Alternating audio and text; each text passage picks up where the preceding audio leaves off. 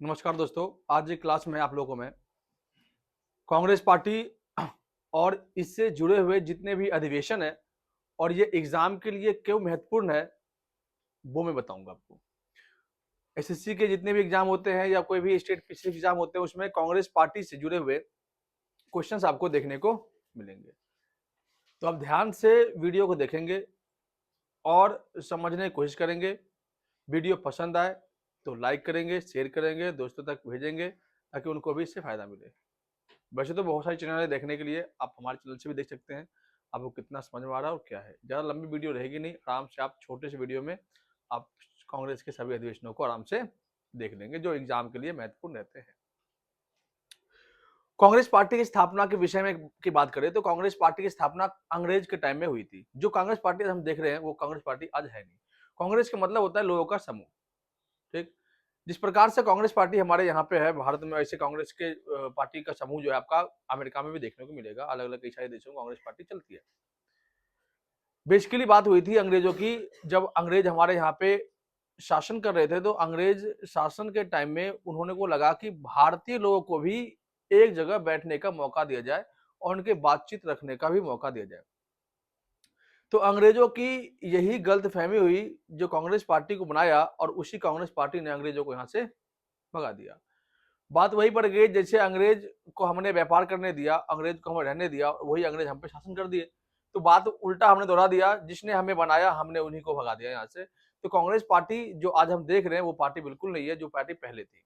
क्योंकि कांग्रेस पार्टी में समय समय में बदलाव देखने को मिला है, विभाजन देखने को मिला है और आज जो कांग्रेस पार्टी है वो बिल्कुल टूटी हुई पार्टी है। इसमें कांग्रेस का कोई योगदान नहीं है।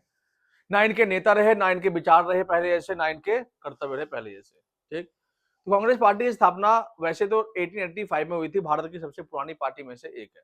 जब आप दलीय व्यवस्था पढ़ेंगे, एक पार्टी सिस्टम पढ़ेंगे, वन दलीय व्यवस्था पढ़ेंगे तो इसमें आपको समझ में आएगा कि एक दलीय व्यवस्था वास्तव में क्यों कहा जाता है कांग्रेस पार्टी को।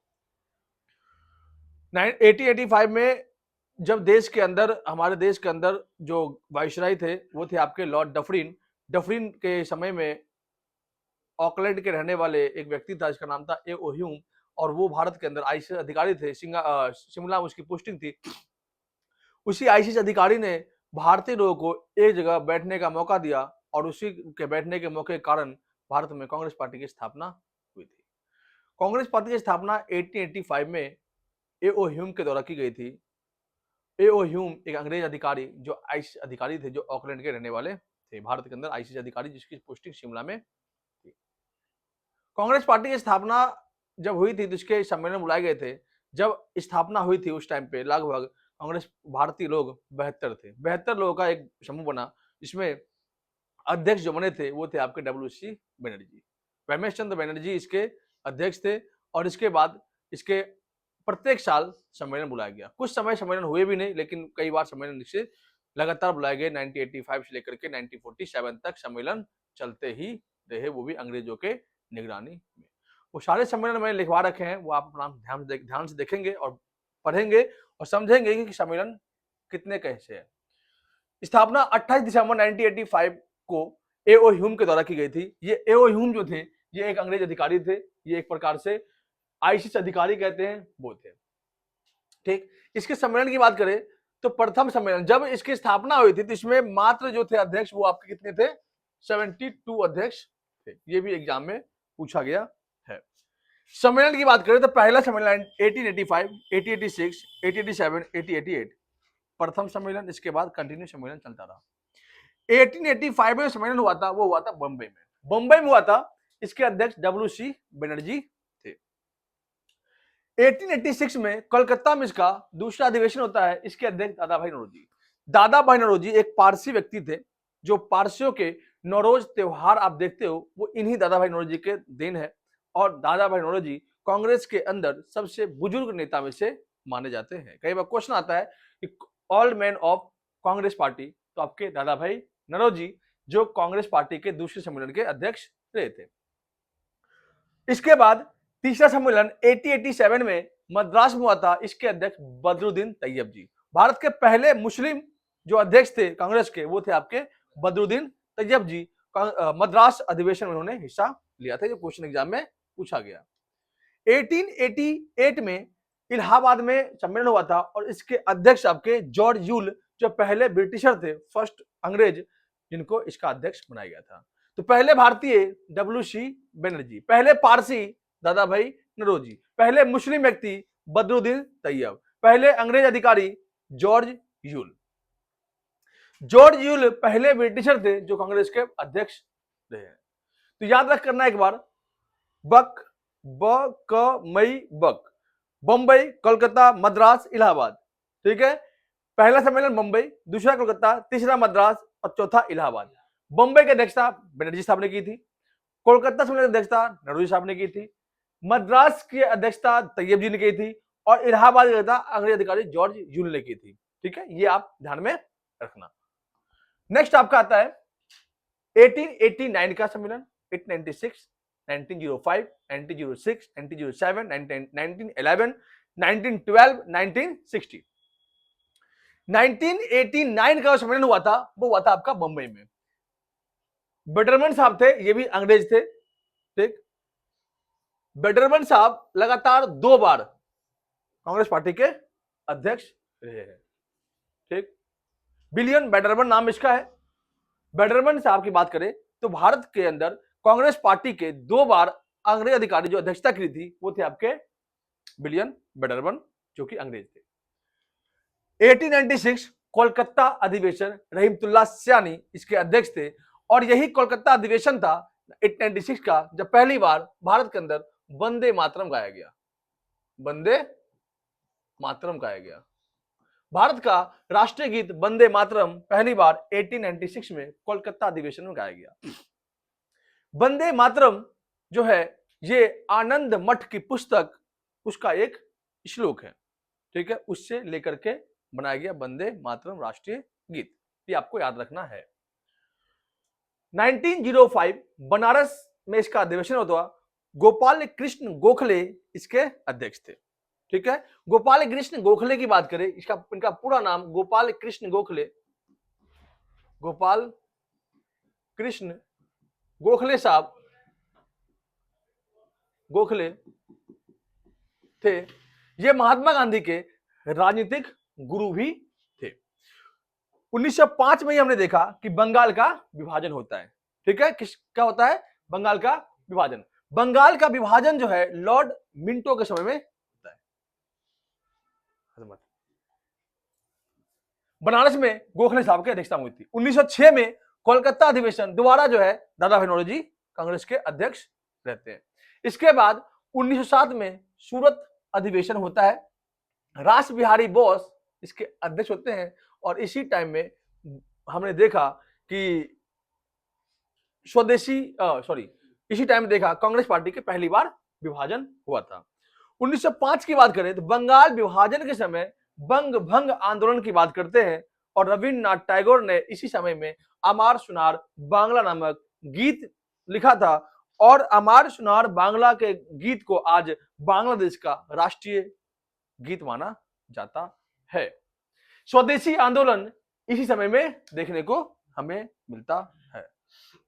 ठीक, 1911 में आपका कोलकाता अधिवेशन, विश्वनाथ नारायण साहब, ये इंपॉर्टेंट इसलिए है क्योंकि इसको डबल स्टार लगा लो, क्योंकि विश्वनाथ नारायण के समय में ही, कोलकाता अधिवेशन के समय में ही पहली बार जनगण मन गाया गया था।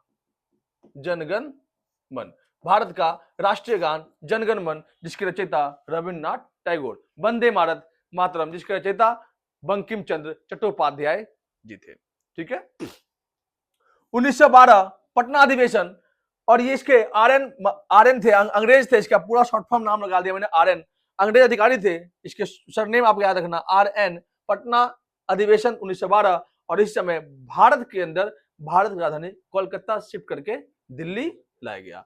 तो 1912 में भारत की राजधानी दिल्ली स्थानांतरित किया गया। 1911 में दिल्ली दरबार लगी थी और इसके बाद 1912 में राजधानी को शिफ्ट करके दिल्ली ले आया गया था। ठीक है, कोलकाता से।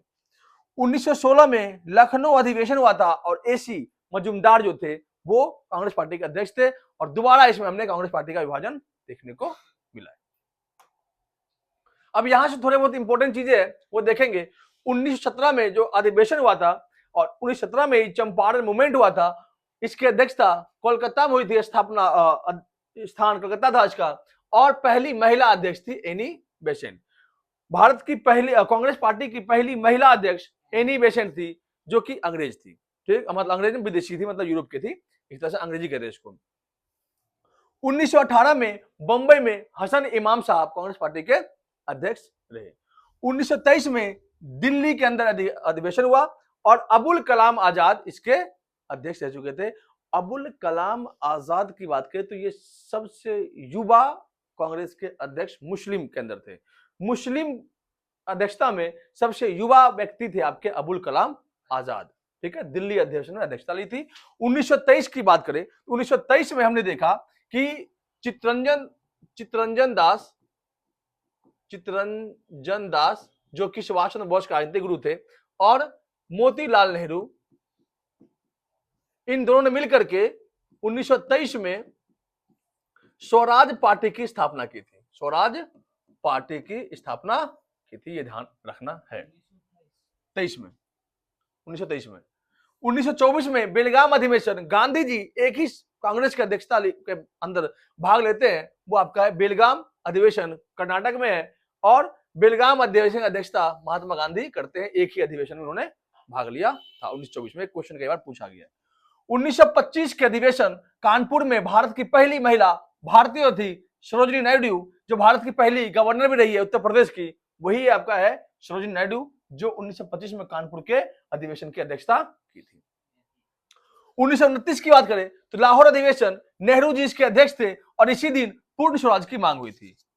पूर्ण स्वराज की मांग 1927 वाला अधिवेशन था, उसमें मोतीलाल नेहरू इनके अध्यक्ष रह चुके थे। ठीक, 1931 जब दूसरा गोलमेज सम्मेलन चल रहा था तो महात्मा गांधी समेत कई सारे नेता कांग्रेस के देश से बाहर थे। 1931 में सम्मेलन हुआ था, वो हुआ था आपका कराची में। कहां हुआ था? कराची में। और सरदार पटेल साहब इसके अध्यक्ष थे। पटेल साहब इसके अध्यक्ष थे। 1931 में कराची अधिवेशन हुआ था। 1938 की बात करें तो 1938 और 1939 ये दोनों दिन आपके लिए इंपॉर्टेंट है, क्योंकि हरिपुरा अधिवेशन और त्रिपुरी अधिवेशन, हरिपुरा अधिवेशन जो होता है आपका 1938 में और त्रिपुरी अधिवेशन आपका होता है 1939 में। इनकी अध्यक्षता आपका सुभाष चंद्र बोस जी करते हैं। जो 1938 का अधिवेशन होता है, इस हरिपुरा अधिवेशन में सुभाष चंद्र बोस जी जाते हैं और कांग्रेस के अध्यक्ष रहते हैं। 1939 में त्रिपुरी अधिवेशन में सुभाष चंद्र बोस जी जाते हैं कांग्रेस सम्मेलन में, और ये इनके अध्यक्ष रहते हैं। इसके बाद जो है महात्मा गांधी सुभाष चंद्र बोस से नाराज हो जाते हैं, तब जाकर के सुभाष चंद्र बोस साहब जो है इस्तीफा देते हैं, और इस्तीफा देने के बाद वो चले जाते हैं जर्मनी चले जाते हैं आपके, अफगानिस्तान, रशिया होते हुए, और फिर कांग्रेस के अध्यक्ष राजेंद्र प्रसाद को बनाया जाता है यहाँ पे। ठीक, इसके बाद आपका एक सम्मेलन और रह गया है, वो आपका है, क्योंकि 1941 से लेकर 1945 तक कोई सम्मेलन नहीं हुआ, क्योंकि इसमें हमने देखा कि प्रथम विश्व युद्ध, दूसरा विश्व युद्ध चल रहा था और अंग्रेज इसमें बिजी थे, उन्होंने भाग लेने नहीं दिया। 1947 का अंतिम सम्मेलन देखते हैं, ये हुआ था आपका दिल्ली में। कहा हुआ था? दिल्ली में। इस टाइम देश आजाद हो गया था हमारा, आजादी के टाइम की बात है, और आजादी से पहले की बात है। कांग्रेस की अध्यक्षता हुई थी और इसके अध्यक्ष थे आपके डॉक्टर राजेंद्र प्रसाद। ये आपके कांग्रेस के सारे अध्यक्ष थे, इनको आपको याद करना, लिख लेंगे बढ़िया से, समझ लेंगे बढ़िया से। एग्जाम की तैयारी कर रहे हैं तो बहुत बारीकी से इसको पढ़ लेंगे। ये एग्जाम आपके एग्जाम में कई बार रिपीटेड हुआ क्वेश्चन, तो आप आराम से इसको देख लेंगे। ठीक, यहां से पहला पेज, दूसरा पेज, 2 पेज है ना? हाँ, ठीक है, ये आप आराम से देख लेंगे। इसके बाद आपको समझ में आ जाएगा, 1 से 2 बार देखेंगे, याद हो जाएगा, और याद करने के बाद अपना एग्जाम में अच्छे से लिख देंगे। वीडियो पसंद है तो लाइक और शेयर करें। धन्यवाद।